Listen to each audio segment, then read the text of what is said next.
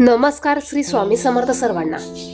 आजच्या व्हिडिओमध्ये आपण पितृदोषाची लक्षणे आणि उपाय बघणार आहोत। पितृदोष हा देवकोपा इतकाच दृढ समजला जातो।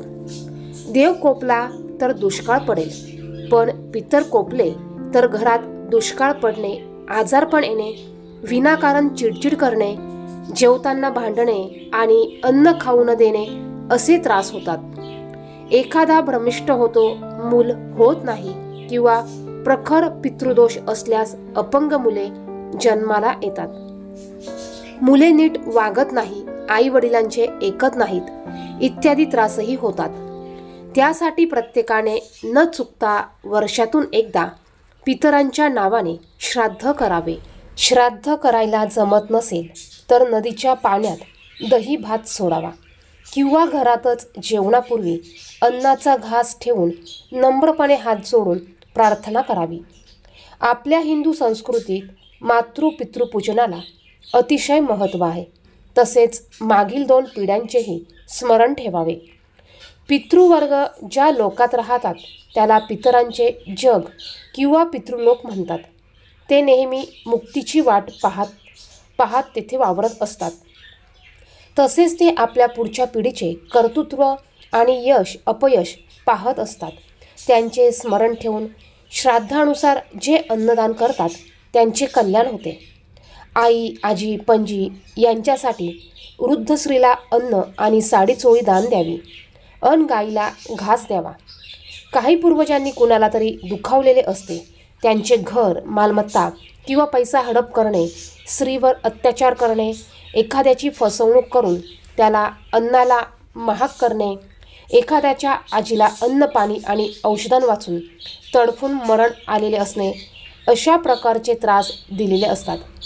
ते सर्व शाप पुढील जन्म झालेल्या पिढीपर्यंत त्रास आणि भोग या स्वरूपात येतात।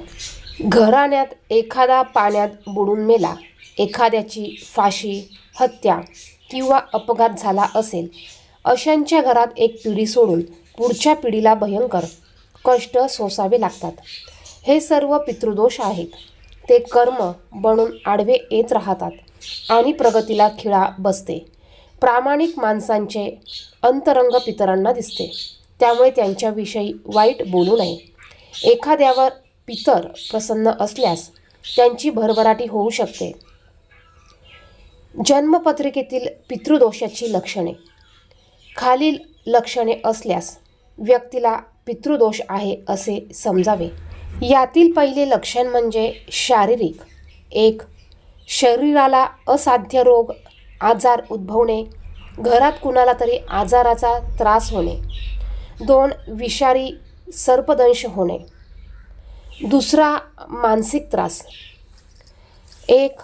मन अन शरीर अस्वस्थ राहणे। 2. मन अशांत असणे, भय वाटणे, डचकणे, बडबडणे, भास होणे। 3. नदी किंवा समुद्र पाहून त्रास होणे। 4. वाईट स्वप्न पडणे, निद्रा नाश होणे, रात्री घाबरणे। 5. पूजापाठ, दानधर्म, कुलधर्म, कुलाचार यात अडथळा येणे, त्यात मन न लागणे, त्यावर विश्वास न बसणे। यानंतरचं पुढचं लक्षण ते म्हणजे कौटुंबिक। 1. घराला पाणी पुरवठा न्यून होणे। 2. दाम्पत्य सुख समाधानी न वाटणे। 3. घरात शुभ कार्य न ठरणे किंवा लग्न कार्यात अडथळा येत राहणे। 4. वारसा हक्क जाणे।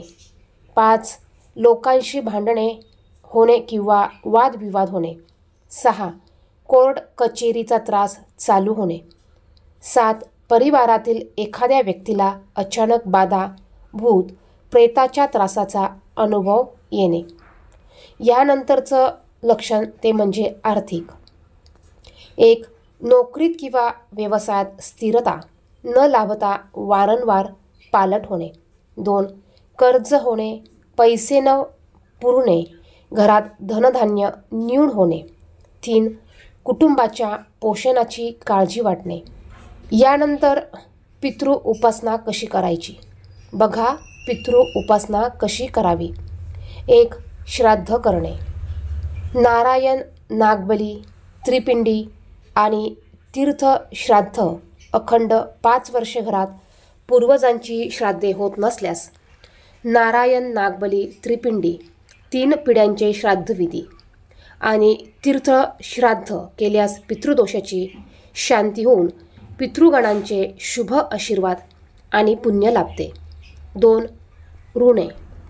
देव ऋण, ऋषी ऋण, पितृ ऋण, मनुष्य ऋण आणि भूत ऋण.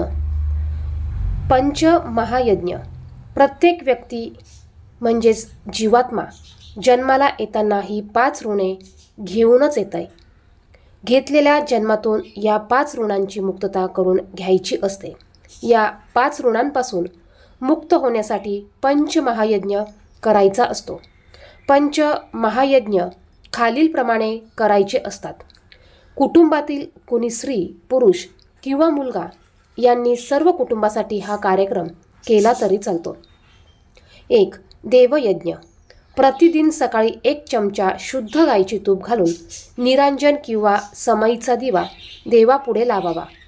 तसेच गाईच्या शेणाची गोवरी, तूप, कापूर, धूप, ऊद, थोडे तांदूळ इत्यादींनी छोटा यज्ञ करावा. 2. ऋषीगण. नित्य नेमाने मंत्रजप, नामस्मरण, भजन, हरिपाठाप्रमाणे पठन, श्लोक पठन, ग्रंथ पारायण करावे. प्रतिदिन गाईला गवत आणि अन्नघास द्यावा. 3. पितृयज्ञ. 1 वर्षभरासाठी प्रतिदिन जेवणापूर्वी दुपारी 12 वाजण्या अगोदर कावळा, गाय किंवा कुत्रा यांना 1 घास अन्नदान करावे. भुकेलेल्यांना अन्नदान करावे. 4. मनुष्ययज्ञ. घरी येणाऱ्या पाहुण्यांना पाणी, पेय किंवा अन्न द्यावे. 5. भूतयज्ञ.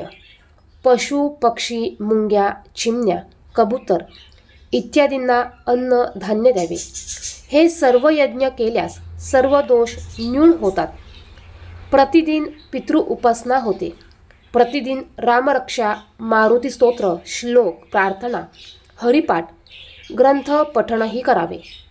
त्यामुळे मानसिक समाधान आणि स्वास्थ्य लाभते. या व्हिडिओमध्ये आपण पितृदोषाची लक्षणे बघितली आणि उपाय देखील बघितले. व्हिडिओमध्ये सांगितलेली माहिती आवडली तर व्हिडिओला नक्कीच लाईक करा. चॅनेलवर नवीन असाल तर अशीच माहितीची व्हिडिओ बघण्यासाठी चॅनेलला सबस्क्राईब करा. धन्यवाद. श्री स्वामी समर्थ.